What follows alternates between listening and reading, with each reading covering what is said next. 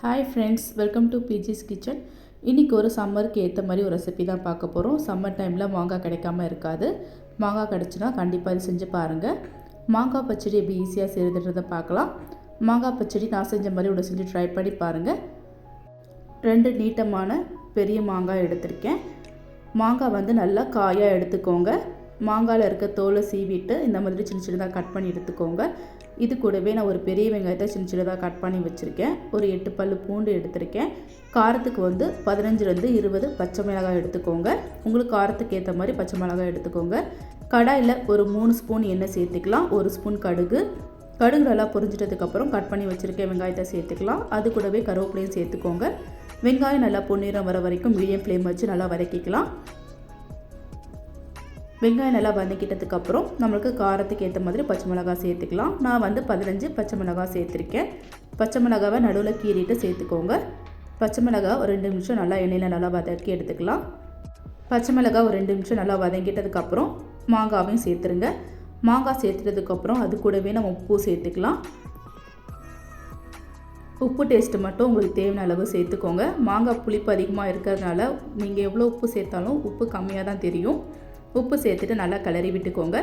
Medium ஃப்ளேமில் வச்சு நல்லா கிளறி விட்டதுக்கப்புறம் 1/2 ஸ்பூன் அளவு மஞ்சள்தூள் சேர்த்துக்கிறேன். உங்களுக்கு மாங்காய்க்கு ஏற்ற மாதிரி மஞ்சள்தூள் சேர்த்துக்கோங்க. மஞ்சள்தூள் சேர்த்துட்டதுக்கப்புறம் பச்சை ஸ்மெல் போகிற வரைக்கும் ஒரு 2 நிமிஷம் நல்லா வதக்கிக்கோங்க. மஞ்சள்தூள் பச்சை ஸ்மெல் போயிட்டதுக்கப்புறம் 1 கப் அளவு தண்ணி சேர்த்துக்கோங்க. தண்ணி சேர்த்து மாங்காவை நல்லா வேக வச்சு எடுத்துக்கணும். தண்ணி சேர்த்துட்டதுக்கப்புறம் நல்லா கிளறி விட்டுக்கலாம். கிளறி விட்டுட்டு நான் இதை வந்து ஒரு 2 விசில் விட்டு குக்கரில் வேக வச்சு எடுத்துக்க போகிறேன். நல்லா கிளறி விட்டுட்டு குக்கரில் மாற்றிக்கலாம்.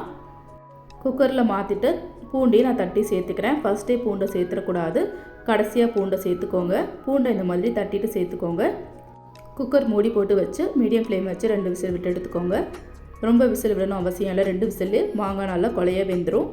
நீங்கள் கடாயில் வேக வைக்கிற மாதிரி இருந்ததுன்னா மீடியம் ஃப்ளேம் வச்சு 15 நிமிஷம் மூடி போட்டு வேக வச்சு எடுத்துக்கோங்க. மாங்காவை விசில் ப்ரெஷர் ஃபுல்லாக ரிலீஸ் ஆகிட்டதுக்கப்புறம் இந்த மாதிரி ஓப்பன் பண்ணிவிட்டு நல்லா கிளறி விட்டுக்கோங்க.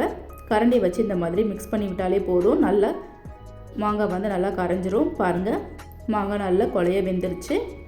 இந்த அளவுக்கு நல்லா வெந்தால் போதும். கரண்டி வச்சு இந்த மாதிரி நல்லா கிளறி விட்டுட்டு நம்ம சாப்பிட வேண்டியதான். சுவையான மாங்காய் பச்சடி ஈஸியாக ரெடி பண்ணியாச்சு. நம்ம குக்கரில் செஞ்சதுனால ஈஸியாக 10 நிமிஷத்தில் நம்ம செஞ்சிடலாம். நீங்களும் இந்த மாதிரி செஞ்சு ட்ரை பண்ணி பார்த்துட்டு கமெண்ட் பாக்ஸில் கமெண்ட் பண்ணுங்கள். இந்த சம்மர் டைமில் கண்டிப்பாக உங்களுக்கு மாங்காய் கிடச்சிதுன்னா நீங்களும் இந்த ரெசிபி ட்ரை பண்ணி பார்த்துட்டு கமெண்ட் பாக்ஸில் கமெண்ட் பண்ணுங்கள். இந்த வீடியோ பிடிச்சிருந்தா என் சேனலை லைக் பண்ணுங்கள், ஷேர் பண்ணுங்கள், கமெண்ட் பண்ணுங்கள். மறக்காமல் பிஜிஸ் கிச்சனை சப்ஸ்கிரைப் பண்ணிவிட்டு பக்கத்தில் இருக்க பெல் ஐக்கானை கிளிக் பண்ணிக்கோங்க. அப்போ தான் நான் போடுற வீடியோஸோட நோட்டிஃபிகேஷனாக வரும். தொடர்ந்து பிஜிஸ் கிச்சனுக்கும் சப்போர்ட் பண்ணுங்கள். தேங்க்ஸ் ஃபார் வாட்சிங்.